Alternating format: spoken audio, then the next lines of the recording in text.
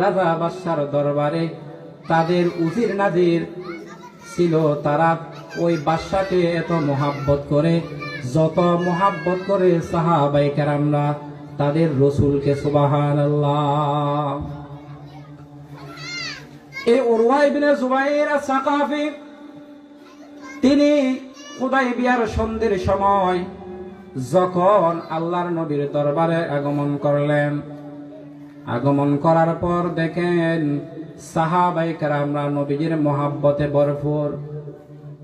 আল্লাহর নবী যখন জবান মুবারক থেকে তুতু ফেলতেন, তুতু মুবারক নিক্ষেপ করতেন, সাহাবায়ে কেরামরা এমন নবীজির মোহাব্বত তাদের অন্তরের মধ্যে ছিলেন যে আল্লাহর নবীর তুতু মুবারক এগুলো হাতের মধ্যে নিয়ে শরীরের মধ্যে খুশবু হিসেবে ব্যবহার করতেন। আল্লাহর নবী যখন এভাবে ওযু করতেন, ওযু করার পানিগুলো সাহাবায়ে কেরামরা মাটিতে পড়ার আগেই তারা গ্রহণ করে নিতেন। এভাবে সবাই পানিগুলো নিয়ে এভাবে তারা ব্যবহার করতেন। এভাবে অসংখ্য সাহাবায়ে কেরাম যারা আল্লাহর নবীর মুহাব্বতে ভরপুর ছিল, এই উরওয়া ইবনে জুবাইর আস-সাকাফি তিনি মক্কার কুরাইশদের মধ্যে এই ঘটনাগুলো বর্ণনা করতেছেন। কেমন ভালোবাসতেন সাহাবায়ে কেরামরা, নবীকে কেমন ভালোবাসলেন, আর আমরা কিরকম ভালোবাসতেছি।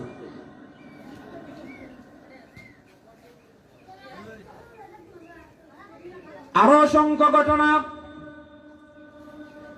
আল্লাহর নবী হযরতে মুহাম্মদুর রাসূলুল্লাহ সাল্লাল্লাহু তাআলা আলাইহি ওয়াসাল্লাম একদিন এরকম নিজের শরীর মোবারকের মধ্যে সিংহা বসাইলেন, হিজামা। এই সিংহা বসানোর পর শরীর মোবারক থেকে কিছু রক্ত বের হলো। এই রক্তগুলো নেওয়ার পর হযরত আব্দুল্লাহ ইবনে জুবাইর রাদিয়াল্লাহু তাআলা আনহুকে ডাক দিয়ে বললেন, হে আব্দুল্লাহ ইবনে জুবাইর, তুমি এই রক্তগুলো নিয়ে কোন দূরে নিয়ে মাটির নিচে দাফন করে দাও।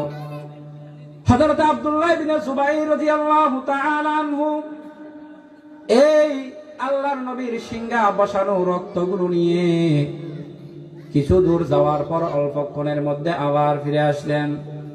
নবীজি বললেন, আব্দুল্লাহ, তুমি রক্তগুলো কি করছো? আব্দুল্লাহ ইবনে জুবাইর বলেন, ইয়া রাসূলুল্লাহ, ইয়া হাবিবাল্লাহ, আমি আপনার সিংহা বসানো রক্তগুলো আমি মাটির নিচে দাফন করি নাই, এগুলো আমি খেয়ে ফেলছি। সুবহানাল্লাহ।